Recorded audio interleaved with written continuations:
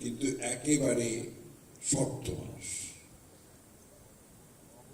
সৎ মানুষ, নির্ভীক মানুষ।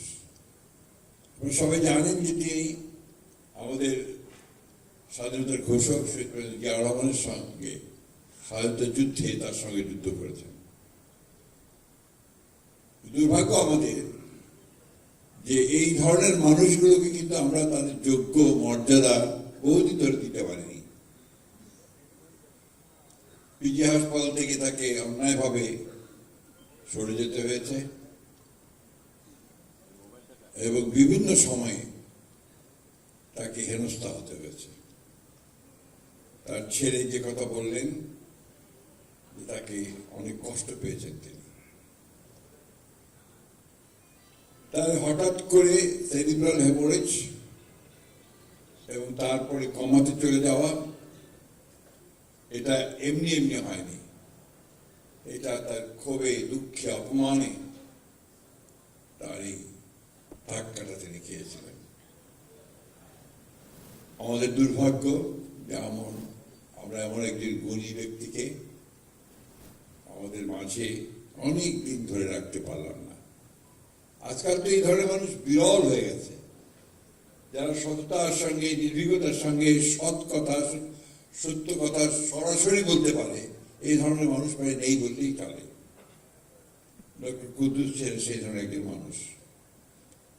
আজকে তার স্তুতি করে আমি তাকে ছোট করতে চাই না।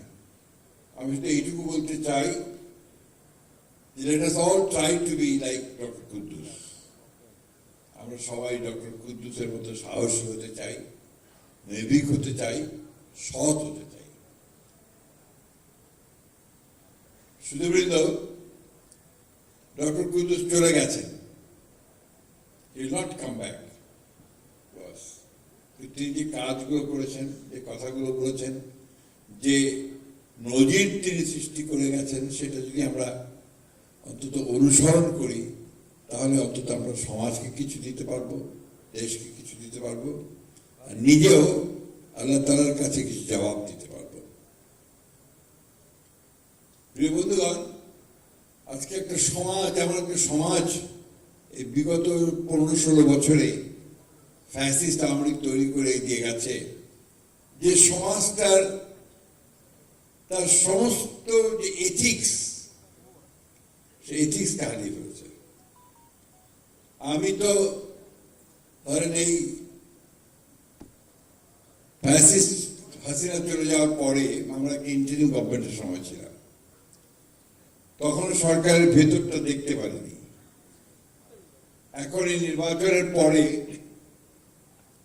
সরকারে এসে সরকারের ভেতরে যত ঢুকছি, আমি আতঙ্কিত হচ্ছি যে আমরা কিভাবে এই রাষ্ট্র কাঠামোটাকে এই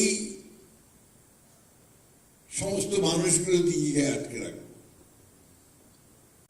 যেদিকে তাকাই সেদিকে আপনার অনিয়ম, দুর্নীতি,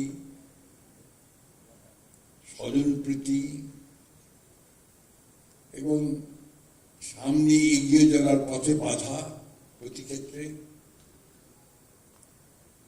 এবং বাংলাদেশে নিয়ম হয়ে যায় তদবির ছাড়া কোনো কাজ হবে না। যে কোনো ব্যাপার তদবির করতে যাও, এক মন্ত্রীকে দিয়ে অমুককে বলাও, অমুককে দিয়ে অমুককে বলাও, এগুলো আগে ছিল না। আমরা তো আগেও মন্ত্রী ছিলাম, সরকার চালিয়েছি। We never stop it. এটা এই 15 বছরে হয়েছে। আপনারা কিছু মনে করবেন না, অনেকেই গেছেন ভাইস চ্যান্সেলর হওয়ার জন্য তদবির। দুঃখজনক, কারণ এটা তার অপরাধ না, এটা হচ্ছে সিস্টেম। এবং আরো ব্যাপার আছে যেগুলো আমি আপনাদের সামনে সরাসরি বলতে চাই না। এই ধরনের একটা সমাজে আপনারা কি করে আশা করতে পারেন যে আপনারা অনেক উপরে উঠবেন, বাংলাদেশকে শিখরে নিয়ে যাবেন? পারবেন না। মেরিটোক্রেসি ছাড়া, মেধা ছাড়া, সততা ছাড়া, বুদ্ধিমত্তা ছাড়া, পরিশ্রম ছাড়া কখনো এগুলো যায় না।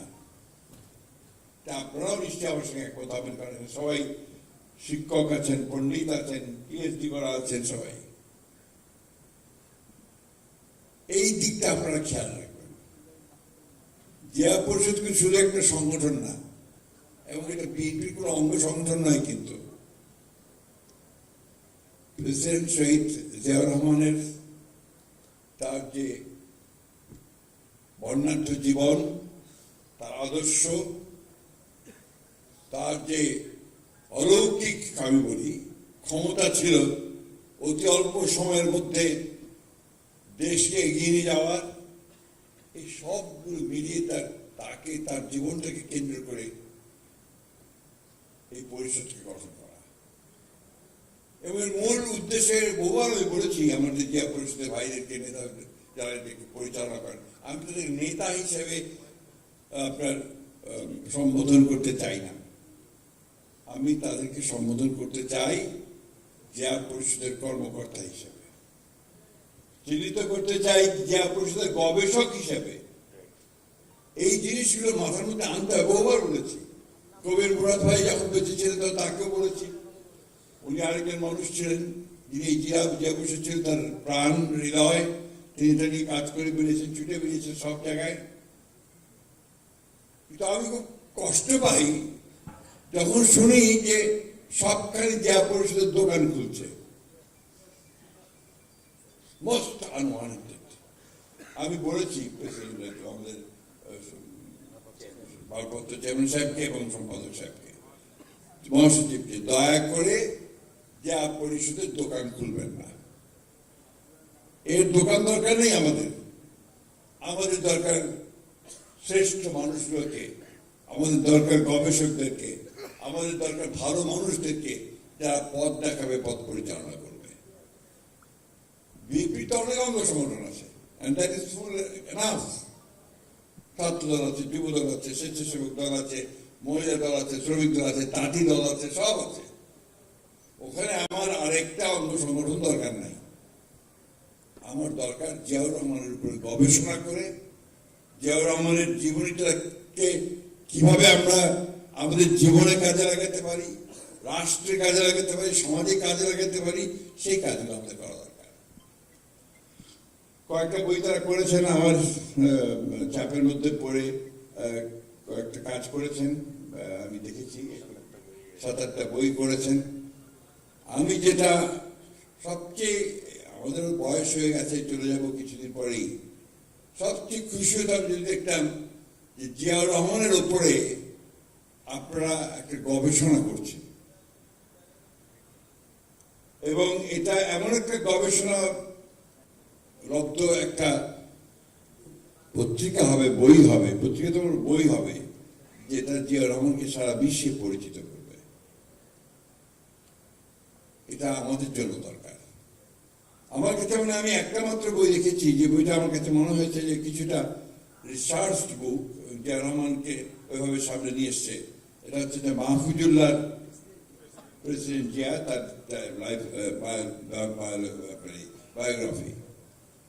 এটা যদি আপনারা পড়েন তাহলে দেখবেন যে ওটার মধ্যে রিসার্চ করার কাজ আছে প্রত্যেকটা বিষয়ে। জিয়াউর রহমান যে কি ছিলেন আমাদের এই জাতির জন্য, আমরা সে অনেকে অনুধাবনও করতে পারি না।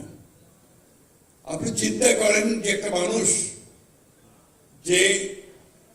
যিনি 1971 সালের 25শে ডিসেম্বরের আগে যাকে কেউ চিনত না, জানতো না, 26শে মার্চের পর থেকে তিনি হয়ে গেলেন বাংলাদেশের মুক্তিযুদ্ধের মূল নায়ক, কারণ তিনি মুক্তিযুদ্ধের ঘোষণা দিলেন। তারপর থেকেই আমি এখনো তো সময় নষ্ট করতে চাই না, এইটুকু বলতে চাই যে তারপরে তার ওই যুদ্ধের সময়টা, তার পরবর্তীকালে 1975 সালে সিপাহী জনতা বিপ্লবের মধ্য দিয়ে যখন তিনি রাষ্ট্র পরিচালনার দায়িত্ব নিলেন, তখন থেকে তার শাহাদাত বরণ পর্যন্ত প্রতিটি দিন, প্রতি মুহূর্ত তার রাষ্ট্রের জন্য, সমাজের জন্য, মানুষের জন্য, এই বাংলাদেশের জন্য। আপনি একটু ভাবুন, আমার খুব একটা অভিজ্ঞতা হয়েছিল উনি তখন deputy chief marshal administrator, Sayem সাহেব তখন প্রেসিডেন্ট। তখন আপনার আমাদের এই গণতন্ত্র শুরু হয়নি। ওই সময়ে ফ্রন্ট তৈরি হয়েছে, হ্যাঁ ফ্রন্ট তৈরি হয়েছে চিফ মার্শাল অ্যাডমিনিস্ট্রেটর। তখন কাজী জাফর সাহেব আপনার শিক্ষামন্ত্রী হয়েছিলেন, মনে আছে বোধ হয় আপনাদের। ওই সময় একটি শিক্ষা কমিশন গঠন করা হয়েছিল। আমি তখন শিক্ষা মন্ত্রণালয়ের ইউনেস্কো ন্যাশনাল কমিশনে কাজ করতাম। আমাদের 4 জনকে সিলেক্ট করা হলো অ্যাজ রিপোর্টার্স। আমাদের সুযোগ হয়েছিল ওই অধিবেশনগুলোর প্রত্যেকটাতে অ্যাটেন্ড করা এবং রিপোর্টারের কাজটা করা। আমি প্রথম থেকে দেখলাম ওই কমিশনে কিন্তু আপনার বাংলাদেশের সব নাম করা শিক্ষাবিদ, আমলা, কবি, শিক্ষক, এই ধরনের মানুষেরা কিন্তু সেখানে, এমনকি রাজনীতিবিদ পর্যন্ত তার সদস্য ছিলেন। হাজি মোহাম্মদ আপনার দানেশ থেকে শুরু করে, এই যে ওবায়দুল্লাহ খান থেকে শুরু করে, আবুল ফজল থেকে শুরু করে সবাই ছিল কমিশনে। রিচ একটা কমিশন। সেখানে প্রতিদিন যখন আলোচনা হতো তখন প্রেসিডেন্ট জিয়া এসে বসতেন, একটা কথা বলতেন না, ওই ইউনিফর্ম নিয়ে এসে বসে নোট নিতেন। কাজী জাফর সাহেব প্রিসাইড করতেন। মুজিবুল হক সাহেব ছিলেন তখন সেক্রেটারি এডুকেশন, খুব জাতীয় মানুষ ছিল, সিএসপি। বোধহয় এইভাবে 1 মাস চললো। আমি দেখলাম প্রতিদিন এসে এসে তিনি শুধু নোট করেন। এরপরে তিনি কথা বলতে শুরু করলেন আস্তে আস্তে, এবং প্রত্যেককে প্রশ্ন করে করে করে তিনি জানার চেষ্টা করে তার মূল জায়গাটা আসার চেষ্টা করেন। সেই সময় তিনি ছাত্র নেতাদের সঙ্গেও বসতেন। তখন আপনার জাসদ ছাত্রলীগ, আজকে আমাদের মাহমুদ রহমান মান্না সাহেব, তিনি তখন ডাকসু ভিপি। এদিকে ছাত্র দল, এদিকে আপনার জাসদ ছাত্রলীগ, এদিকে ছাত্রলীগ। ইউনিভার্সিটিতে তখন প্রচন্ড গোলমাল হয়, মাঝে মাঝে অস্ত্র বের হয়, অস্ত্রের ঝঞ্ঝানি এইসব চলে, গোলাগুলি চলে। উনি একদিন মাহমুদুর রহমান মান্নাকেও তার দলবল নিয়ে ডাকলেন। আলোচনা করতে করতে উনি একসময় বললেন যে আমি ঢাকা বিশ্ববিদ্যালয় থেকে অস্ত্র একদম নির্মূল করতে চাই। আপনি আজ ডাকসু ভিপি